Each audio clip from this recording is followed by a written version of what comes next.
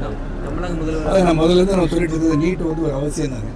ஒரு காவல்துறையில் சேரனா கூட அதுக்கு தகுதி இருக்கிறா இல்லையான்னு வந்து கண்டுபிடிப்பதற்காக வந்து பயிற்சி போகிறாங்க. அதுக்கப்புறம் அவங்களுக்கு வந்து தகுதி இருக்கா இல்லையான்னு சோதனைலாம் பண்ணுறாங்க. அப்போ நீட்டு வந்து ஒரு 2 விதத்தில் வந்து யூஸ்ஃபுல்லாக கேப்டன்சியை வந்து நீங்கள் வந்து அவாய்ட் பண்ணுறீங்க. எழுதினாலும் நேரடியாக வந்து கல்லூரியில் வந்து சேர்றதுக்கான வாய்ப்பு உருவாகுது.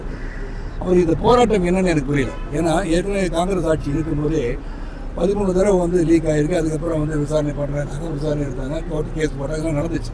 இது நடக்காத சம்பவம் கிடையாது. ஆனால் இது நடக்கணும்னு நான் சொல்லலை. ஆனால் மேலே வந்து லீக் ஆன பிறகு அது உடனே 13 பேர் கைது பண்ணியிருக்காங்க. ஜூனில் வந்து எக்ஸாம் நடந்துருக்கு. அதாவது 2013 ஆரம்பித்த நீட்டு வந்து ஆரம்ப கட்டத்தை வந்து 6,87,000 ஏதோ வந்து பேர் எழுதுறது. இன்றைக்கி வந்து 22 லட்சம் 23 லட்சம் பேர் எழுதுறாங்க. ஆனால் இருப்ப சீட்டு இருக்கிறதே 1.5 லட்சம் தான். அப்படி இருக்கும்போது பெரிய கடுமையான போட்டி ஒரு பரீட்சை எழுதுறாங்க. பரீட்சை இருக்கக்கூடாதுன்னு சொல்கிறது இது வந்து நியாயமே என்னுடைய கருத்து. ஆனால் இந்த இது வந்து என்னென்னா வெளிநாட்டு சதி, இந்த சதிக்கு உட்பட்டு இளைஞர்கள் சென்று விடக்கூடாது என்று தான் நான் சொல்கிறேன். கோரிக்கை என்னென்னா இளைஞர்கள் வந்து எதற்காக ஒரு போராட்டம் நடக்கிறது, எதற்காக இது செய்யப்படுகிறது என்பதை உணர்ந்து செயல்பட்டால் நல்லா இருக்கும்னு சொல்கிறேன்.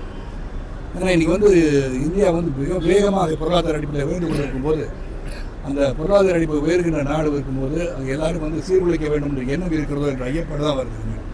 அதனால் அதிகமான இளைஞர்களுள்ள நாடு இந்தியா என்று கருத்துக்கள் சொல்லும்போது அந்த இளைஞர்களை சிறப்பாக வழிநடக்கின்ற பொறுப்பு நம் அனைவருக்கும் உண்டு. ஆக இந்தியா வந்து சிறப்பாக ஒரு வல்லரசாக பிளே ஸ்டோர் மற்றும் ஆப் ஸ்டோரில் இருந்து பாலிமர் செயலியை QR கோடு மூலம் பதிவிறக்கம் செய்யுங்கள். செய்திகளை உடனுக்குடன் பெறுங்கள்.